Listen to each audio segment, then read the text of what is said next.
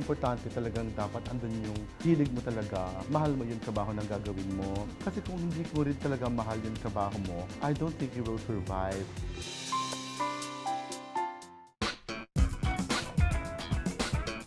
Kapag nasa Maynila ang negosyanteng si Joel Cruz, sa isang condominium unit siya nakatira. Ang tema ng kanyang tahanan, nakamodelo raw sa isang sikat at 7-star hotel sa Dubai. Ang bunga ng kanyang mga pinaghirapan, kitang-kita sa kanyang bahay na ginto. Ang buong sala set ay nagmula sa Silic, isang Italian furniture company. Nagkakahalaga ito ng 7 milyong piso. Pag-usapan natin yung bahay mo, parang ang motif ng bahay mo ay gold. Yeah. Parang bakit? Okay. Malapalasyo. Yung mga furnitures na may mga gold leaf, no? Gold leaf talaga Gold lahat leaf to. siya talaga. Tapos Na may meron siyang pillar ka karat. pa dito, ganun din? Oo, yun. Wow! Ang dining set naman, galing daw sa Versace collection, pati na ang cabinet at chandelier mula naman sa Italia. Okay, pagpasok sa kwarto, teka, meron munang fountain. Yeah. Ito yung the world famous fountain of perfume. Correct. Alam mo naman, dahil nasa perfume business ako, kaya can afford naman kaming instead of water, perfume lang lagay Uy, natin. talaga dyan. perfume siya talaga, mga Yeah. kapuso. Ang Ang bango, bango, diba? diba? Hanggang mamaya na to. Para mabango yung buong bahay na rin. This is Correct. fun. Yeah.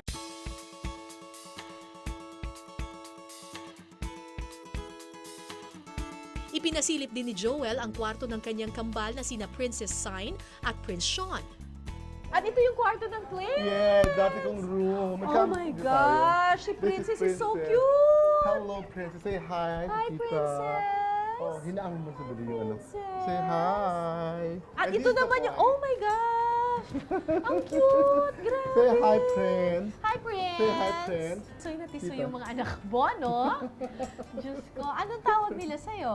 Daddy. Tapos, itong ano na to talagang very secured talaga for their health. Bawal pumasok ang naka-shoes, oo, ganon. Oo. Ngayon nga medyo Tapos linyat na. naka-lab gown pa yung Oo, mga ano, di ba? Yung mga pumapasok yung ibang mga guests na naka-lab gown, ganon. Bakit? Kasi minsan yung mga tao, di ba, yung galing yung damit sa labas, no? Minsan may mga, baka may virus pa doon na na hindi nakapasok din dito kaagad. Baka naman masyado nang maselan tong mga bata. Hindi na pwedeng lumabas. Hindi naman. Dahil, inaano ko lang kasi minsan, lalo ngayon, lamig ng panahon ba. Ito dito si Princess, dito naman si Prince. Ang cute Yan. naman. Ganda. Kaya ako, si Daddy doon sa maliit na room.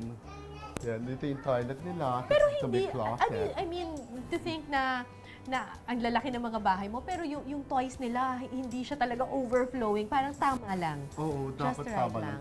lang. Do you spoil your children? No. No, I don't spoil them. Matagal na raw gustong magkaroon ng anak ni Joel, pero nito lamang 2012, dininig ng Diyos ang kanyang dasal. Lumipad sa Russia si Joel dahil legal ang surrogacy process dito. Sa pamamagitan ng in vitro fertilization o IVF, natupad ang matagal niyang inaasam na magkaanak.